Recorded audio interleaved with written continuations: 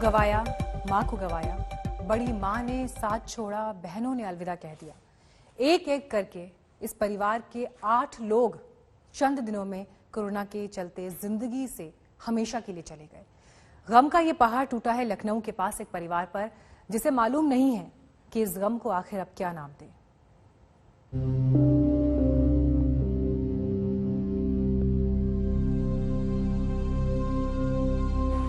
पापा हॉस्पिटल में थे तब बात किया था तुमने?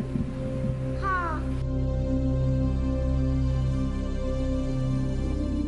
मैं ऐसे कोई चॉकलेट मंगाती थी पर वो कुछ और ही लाते थे। ये खत्म हुआ, चलो छोड़ो, अब ये बच जाए। एक अंत तक सभी खत्म हो गए, कोई नहीं बचा।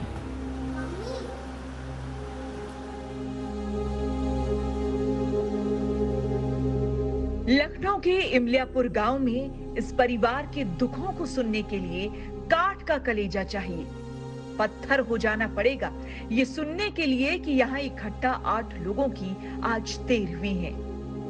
इस परिवार ने इस कोरोना काल में जो सहा है वो कहा नहीं जा सकता। इस परिवार का दर्द सुनने वालों को सीने में सुराख कर देता है। कोरोना ने अपनों का ही लहू अपनों के ही सीने पर छींटा है। 22 अप्रैल से 15 मई के बीच 4 सगे भाई, 2 बहनें, मां और बड़ी मां को कोरोना ले गया। हम जिस परिवार में हैं, ये लखनऊ के इमलियापुरवा गांव की कहानी है और इस गांव में एक परिवार ने अपने 8 लोगों को इस कोरोना में खोया है। 4 सगे भाई, 2 बहनें और मां और बड़ी मां। इस पूरे परिवार का एक तरीके से इस कोरोना ने इतना नुकसान किया है। सोचिए क्या बीती होगी उस शख्स पर जो खुद कोविड पॉजिटिव हो, अस्पताल में उसे मालूम चले कि मां कोविड से ही चल बसी। सुबह मां का अंतिम संस्कार करके घर पहुंचे तो दोपहर में मालूम चले कि छोटे भाई को भी कोरोना ने खत्म कर दिया और उसी शाम छोटे भाई का भी अंतिम संस्कार करना पड़े। सुबह हमें खबर मिली कि माता का देहांत हो गया। उसके बाद बख्शी तालाब पे उसी दिन माता जी को मैं फूंक करके आया ही था कि बैठा था कि छोटे भाई का लाश घर पे आ गई। सुबह हमने 10 बजे माता जी का संस्कार किया और 3 बजे अपने छोटे भाई का अंतिम संस्कार किया। पूरा घर पहले ही कोविड पॉजिटिव था। रेल अधिकारियों ने इनके छोटे भाइयों को अस्पताल में भर्ती किया, लेकिन क्रूर काल न जाने कितना गहरा प्रहार करने को बेताब था। उसके बाद हमारे रेल अधिकारियों ने हमारे भाइयों को रेलवे अस्पताल में भर्ती कराया। यहाँ पर हमारे बड़े भाई का स्वर्गवास हो गया। उसके 50 सबसे बड़े भैया रेलवे अस्पताल में खत्म हुए। मेरा छोटा भाई ठीक हो गया था, 20 दिन जीवित रहा, लेकिन रेलवे के डॉक्टरों की लापरवाही से हमारे छोटे भाई की मौत हुई। 20 दिन के बाद मेरा छोटा भाई भी खत्म हो गया। 4 भाइयों की मौत का दंश कोई माँ कैसे बर्दाश्त कर पाती, लिहाजा उन्होंने भी प्राण त्याग दिए। भाई एक भाई को पूछते रहे, हमको दूसरे हॉस्पिटल में ट्रांसफर हो गए। यह मैं आश्वासन देता रहा और उनको बताया नहीं।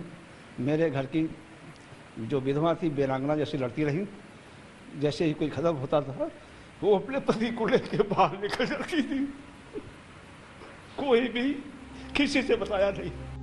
घर के सबसे बड़े बुजुर्ग अब इस बात से परेशान है कि अब बच्चों की पढ़ाई, घर वालों की दवाई और रोज के खाने पीने का क्या जुगाड़ करेंगे, कहां से जुगाड़ करेंगे। क्या बताएं कैसे होगा। सब बच्चों की पढ़ाई डिस्टर्ब हो गई। हमारा परिवार बहुत खुशहाल था। सब बच्चे हाई एजुकेशन में पढ़ रहे हैं। जो मैं उनकी फीस देने में असक्षम हूँ, मैं उनकी फीस नहीं दे सकता हूँ। अगर कोई प्रशासनिक व्यवस्था हुई तभी ये बच्चों का पढ़ाई संभव है। इतनी बड़ी त्रासदी से ये परिवार गुजरा, मगर मजाल है कि प्रशासन के गलियारों तक इस परिवार की चित्कार पहुंची हो। कोई भी प्रशासनिक अधिकारी या कर्मचारी या अधिकारी आज तक हमारे घर पर झांकने नहीं आया। प्रशासन का कोई कर्मचारी झांकने तक नहीं आया। कोरोना के इस भीषण बुरे समय में ऐसी दुख भरी दास्तानें सिहरा देती हैं। वैसे तो परिवार का सब कुछ लुट गया है, सब कुछ बिखर गया है, मगर फिर भी सरकार अगर इनकी कुछ मदद कर सके तो बेहतर होगा। कुमार अभिषेक, इमलियापुर गांव, लखनऊ, आज तक। ये गांव लखनऊ शहर से 2 किलोमीटर की दूरी पर है। एक ही परिवार ने अपने 8 सदस्यों को खोया है। गम की कोई इंतहा तो होती होगी, दुख को सहने की कोई सीमा तो होती होगी। आखिर मैं आज कौन सा ऐसा शब्द कहूं आपसे जिससे इस परिवार की तकलीफ को मैं बयां कर सकूं, मैं नहीं समझ पा रही इस वक्त। हमारे साथ इस पीड़ित परिवार के मुखिया ओमकार यादव जी इस वक्त मौजूद हैं। ओमकार जी, मेरे पास आज कोई शब्द नहीं है, सहानुभूति का ऐसा कोई लफ्ज नहीं है जिससे मैं आपके दुख को बांट सकूं, लेकिन इस तकलीफ की घड़ी में सिर्फ आपके साथ खड़े होने की एक कोशिश है। आपने अपने परिवार के 8 सदस्यों को खोया है, 4 भाई, 2 बहनें, माँ और बड़ी माँ। देखते ही देखते पूरा परिवार बिखर गया। मैं समझ सकती हूँ कि आपकी ये मजबूरी है कि आप तो टूट कर रो भी नहीं सकते इस वक्त, क्योंकि जो लोग चले गए हैं उनके पीछे कुछ लोग छूट भी गए हैं और उन सब की जिम्मेदारी आपके कंधों पर है।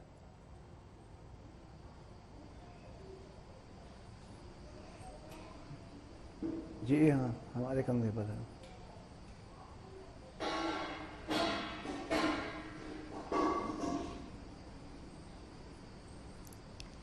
शब्दों से बड़ी तो खामोशी होती है ओमकार जी, और मुझे जो तस्वीरें इस वक्त आपके पीछे दिखाई दे रही हैं, वो चेहरे तो अभी कुछ समय पहले तक जीवित थे लेकिन आज वो तस्वीरों में हैं।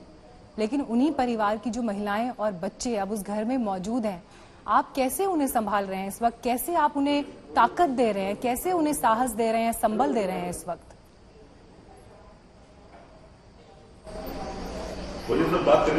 हेलो जी ओमकार जी। हेलो जी, आपको सुन पा रहे हैं ओमकार जी। आपको मेरी आवाज आ रही है? जी बिल्कुल। हाँ मैडम, दोबारा क्वेश्चन कीजिए। ओमकार जी, जो परिवार में सदस्य हैं, हमने देखा तस्वीरों में, बच्ची है नन्ही सी, महिलाएं हैं, आप कैसे इस समय उन्हें संबल दे रहे हैं, कैसे उन्हें संभाल रहे हैं?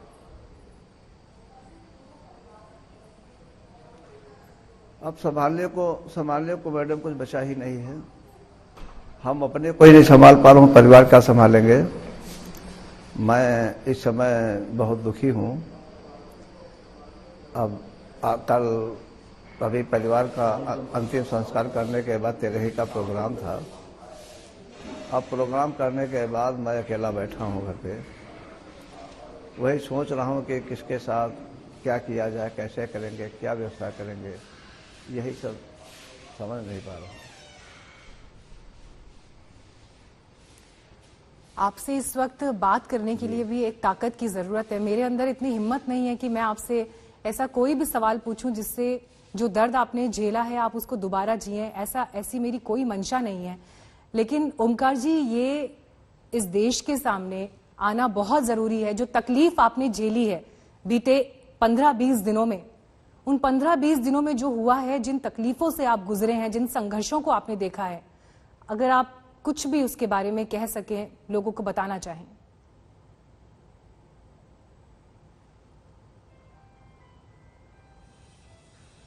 नहीं, बताना क्या चाहते हैं कि हमने एक दिन में दो अर्थियां उठाई।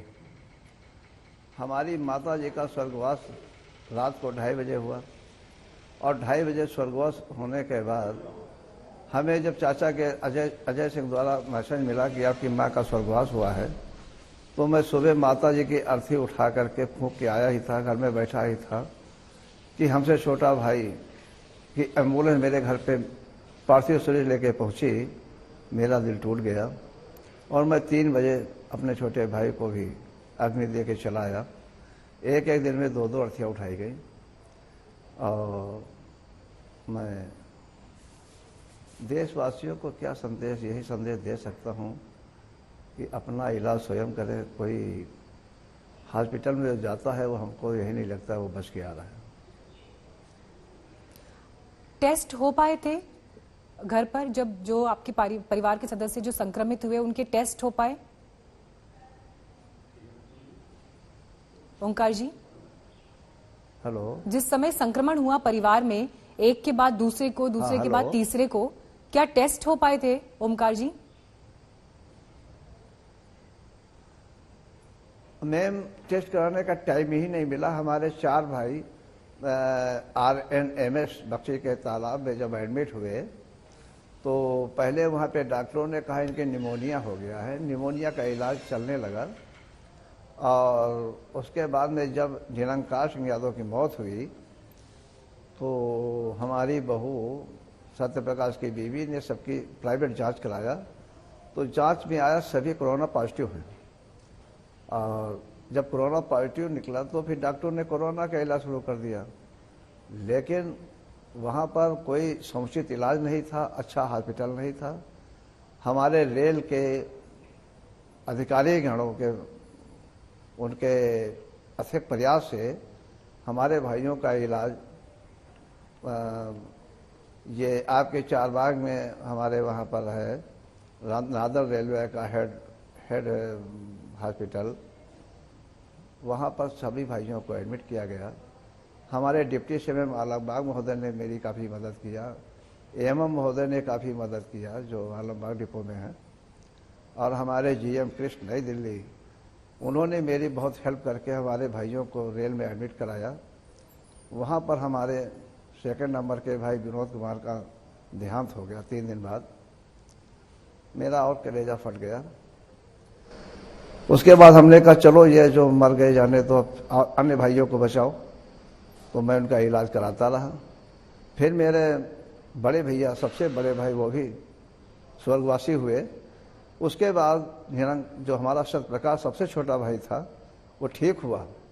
ठीक होने के बाद मैम वो 20 दिन जीवित रहा और स्वस्थ हुआ, अच्छा हुआ, ऑक्सीजन लेवल सही हो गया, बिना ऑक्सीजन के चलता फिरता रहा। लेकिन रेल के डॉक्टरों की लापरवाही से मेरे भाई का स्वर्गवास हुआ है।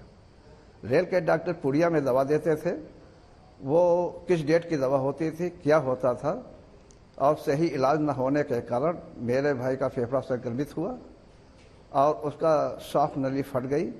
और जब वो सांस नली फट गई तो अपना पल्ला झाड़ने के लिए उन लोगों ने रामनोर लोहिया को ट्रांसफ़र कर दिया, रेफ़र किया कि वहाँ पर आप ले जाइए, बड़े हॉस्पिटल ज़रूरत है। हम वहाँ जब लेकर पहुँचे तो रामनोर लोहिया ने कहा कोरोना पॉजिटिव के लिए इनको भेजा गया। कोरोना पॉजिटिव कोरोना सेंटर भेज ही रहे थे। मैंने कहा ये कोरोना निगेटिव है, इनको कोरोना पॉजिटिव नहीं हुआ। उसके बाद में इनको हमने कहा सांस की तकलीफ है और इनके फेफड़े में दर्द हो रहा है।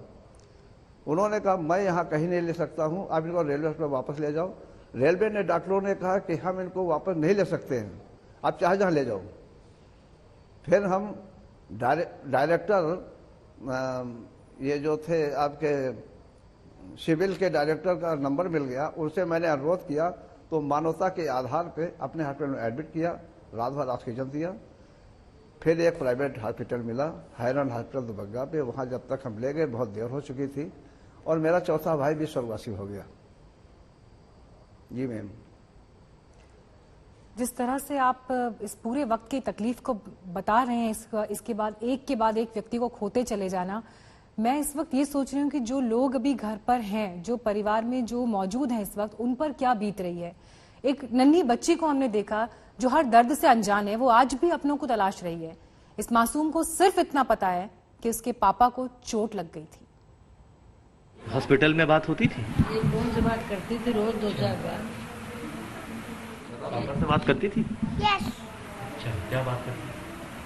पापा से क्या मंगाती थी? मैं ऐसे कोई चॉकलेट मंगाती थी पर वो कुछ और ही लाते थे। अच्छा, पापा हॉस्पिटल में थे तब बात किया था तुमने? हाँ, क्या बोली? पर मुझे कुछ पता नहीं रहता है।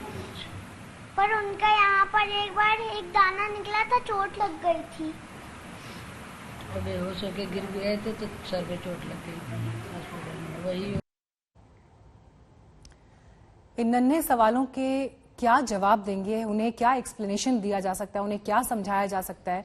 ओंकार जी, ये नन्ही बिटिया कौन है और अभी किस स्थिति में है? उसके सवालों पर आप क्या उसे इस वक्त समझा रहे हैं, क्या हिम्मत उसे दे रहे हैं, कैसे उसको बता रहे हैं उसके पिताजी कहाँ हैं?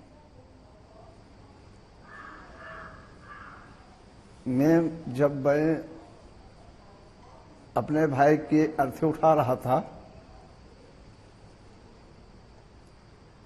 तो बिटिया बोल रही थी कि मेरे पापा को कहाँ ले जा रहे हो? मैंने कहा तुम्हारे पापा का बेटा हॉस्पिटल ले जा रहा हूँ। जब से वो हफ्ते भर बोलती रही कि मेरे पापा हॉस्पिटल गए हैं। मेरा भाई अपनी बेटी को डॉक्टर बनाना चाहता था। उसकी अंतिम इच्छा ही समाप्त हो गई। मेरा एक भतीजा हैदराबाद में पढ़ रहा है। जो निरंकार मेरा भाई है वो बहुत गरीब था, गरीबी रेखा का बीपीएल कार्ड है। वो मजदूरी मेहनत करके अपने बेटे को पढ़ा रहा था। हैदराबाद से फैशन डिजाइनर का कोर्स करा रहा था, लेकिन उसकी भी पढ़ाई अधूरी रह गई। मैं भी एक छोटा सा नौकर हूँ, रेल में छोटे पद पर हूँ।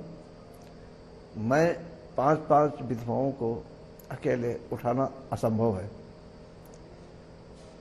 मैं शासन से और माननीय मुख्यमंत्री जी से यह अनुरोध करना चाहता हूं कि मेरे भतीजा और भतीजी को पढ़ाई का पूरा सहयोग करें, जिसके लिए मैं आजीवन आभारी रहूंगा। जी मैम। मैं पूरी उम्मीद करती हूँ कि आप जिस बात का जिक्र कर रहे हैं जरूर ये बात सरकार तक पहुंचे और जो भी मदद परिवार को पहुंचाई जा सकती है वो मदद जरूर पहुंचे परिवार को। लेकिन ओमकार जी, आपने कहा कि आपके भाई का ये सपना था कि ये नन्ही बिटिया जिसकी तस्वीर इस वक्त हम दिखा रहे हैं वो डॉक्टर बने, और आपने कहा कि वो सपना टूट गया। आप प्लीज ऐसा मत सोचिए, बिल्कुल इस ख्याल को अपने मन में मत ना लाइए, क्योंकि बहुत से लोग इस वक्त ये कार्यक्रम देख रहे होंगे। मुझे पूरी उम्मीद है कि सरकार के प्रतिनिधि भी ये कार्यक्रम देख रहे होंगे और इस नन्ही गुड़िया की शक्ल इस वक्त जो भी देख रहा होगा इसका भविष्य उज्जवल रहे। जो सपना उसके पिताजी ने देखा उसे पूरा करने के लिए मदद के हाथ जरूर आगे बढ़े, ऐसा कम से कम मैं जरूर उम्मीद करती हूँ। तो वो उम्मीद आप भी अपने मन में बनाए रखें। इंसानियत इस दुनिया में आज भी जिंदा है। जो लोग चले गए हैं वो उन तकलीफों का अंत नहीं हो सकता, लेकिन ईश्वर आपको शक्ति दे इस दुख को सहने की, परिवार को सहने की शक्ति दे। बस मैं यही प्रार्थना इस वक्त कर सकती हूँ। तो बहुत बहुत धन्यवाद ओमकार जी, इस कठिन घड़ी में अपने ऊपर बीती सुनाने के लिए। आप अपना बहुत ख्याल रखें, परिवार का ख्याल रखें। बहुत बहुत धन्यवाद ओमकार जी।